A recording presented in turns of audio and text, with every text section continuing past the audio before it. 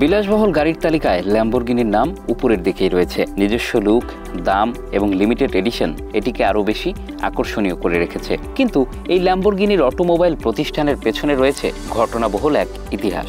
ল্যাম্বরগিনির জন্ম এক প্রতিদ্বন্দ্বিতার মধ্য দিয়ে এক ব্যক্তিগত অভিমানের ফলাফল হিসেবে। 1963 সালে ইতালির ফারুচ্চিও ল্যাম্বরগিনি এই কোম্পানির প্রতিষ্ঠা করেন। তিনি ছিলেন একজন ধনী কৃষি যন্ত্রপাতি নির্মাতা। ল্যাম্বরগিনির একটি ফেরারি গাড়ি ছিল, কিন্তু গাড়িটির ক্লাস নিয়ে অসন্তুষ্ট হয়ে তিনি অভিযোগ করেন এনজো ফেরারির কাছে। এনজোর প্রতিক্রিয়া ছিল তিরস্কারমূলক। তিনি বলেছিলেন, তুমি গাড়ি চালাতে জানো না, তুমি একজন ট্রাক নির্মাতা মাত্র। এই কথাই ফারুচ্চিওকে এতটাই আহত করেছিলেন যে তিনি ঠিক করলেন তিনি নিজেই একটি সেরা স্পোর্টস কার তৈরি করবেন, এবং সেখান থেকেই শুরু হয় ল্যাম্বরগিনি অটোমোবাইল প্রতিষ্ঠান।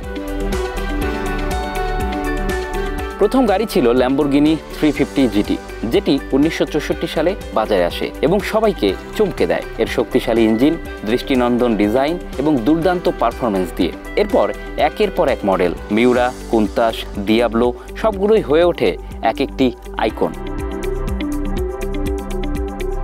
বিশেষ করে মিউরা 1966 সালে মুক্তি পেয়ে এক প্রকার বিপ্লব ঘটিয়েছিল অটোমোটিভ জগতে।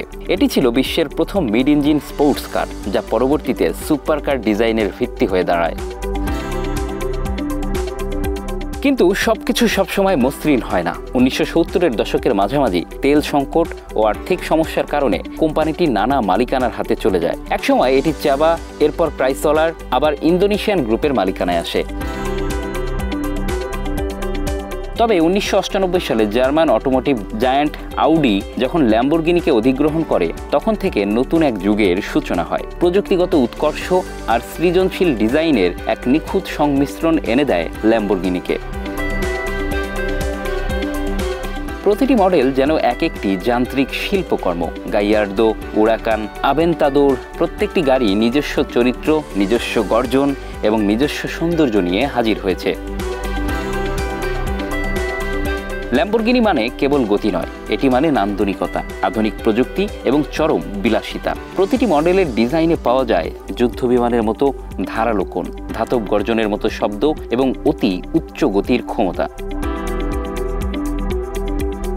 কোম্পানিটি এখন আর শুধু গ্যাসোলিনে সীমাবদ্ধ নয়, পরিবেশ বান্ধব প্রযুক্তির দিকে নজর দিয়ে তারা তৈরি করেছে ল্যাম্বরগিনি রেভুয়েলতো, একটি প্লাগ ইন হাইব্রিড V12, যা একদিকে পুরনো গর্জন বজায় রাখছে, আবার অন্যদিকে পরিবেশের প্রতিও দায়বদ্ধতা দেখাচ্ছে।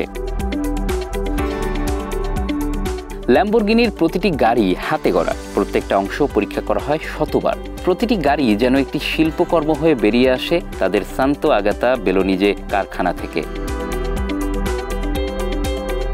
ল্যাম্বরগিনির ডিজাইন ভাষা এসেছে ষাঁড় থেকে। তাদের লোগোতে রয়েছে একটি লড়াকু ষাঁড়, যার প্রতীক যুদ্ধের, শক্তির এবং দম বন্ধ করে দেওয়া গর্জনের। প্রতিটি মডেলের নামও আসে ষাঁড় বা বিখ্যাত ষাঁড়ের লড়াই থেকে, যেমন মুরসিয়েলাগো, গাইয়ার্দো, উরাস।